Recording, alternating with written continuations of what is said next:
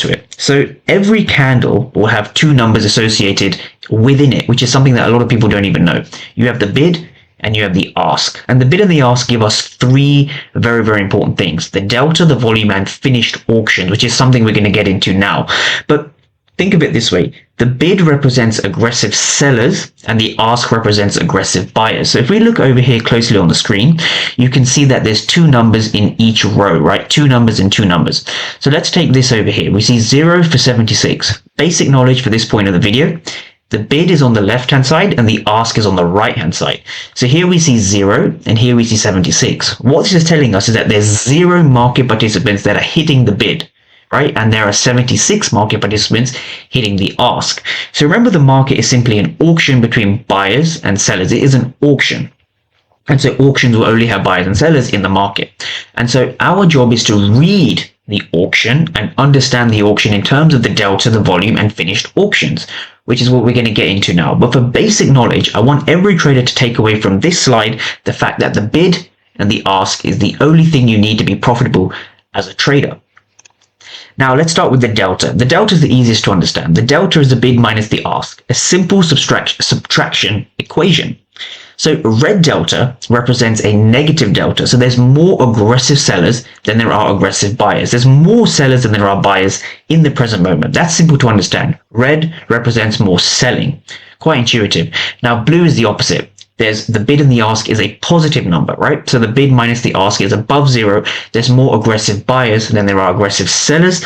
And this tells us that, again, there's more buyers than there are sellers, aggressive buyers than there are aggressive sellers, right?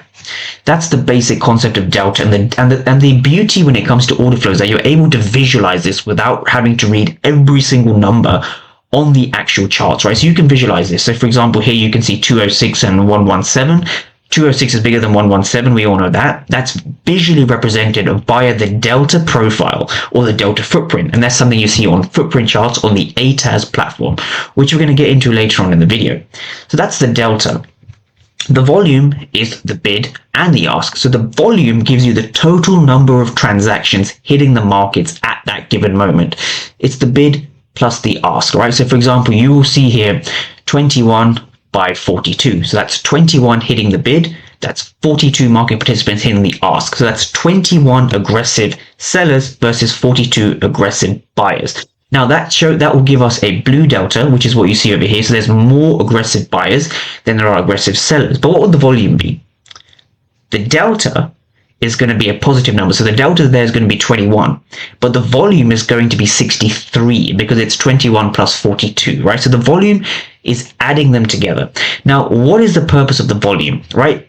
Basic knowledge at this point, you need to understand that when you see low volume, it represents there's less market participants hitting both the bid and the ask. So less volume means less transactions. So when you see the markets moving higher, but the volume is decreasing, this gives us an indication that that move higher may be coming to an end, and vice versa. When you see price moving down, but the volume isn't supporting it, so the volume is decreasing, this could give you an indication that that down move could be exhausted and we could see a move higher. That's basically how we use volume to our advantage. And last but not least, finished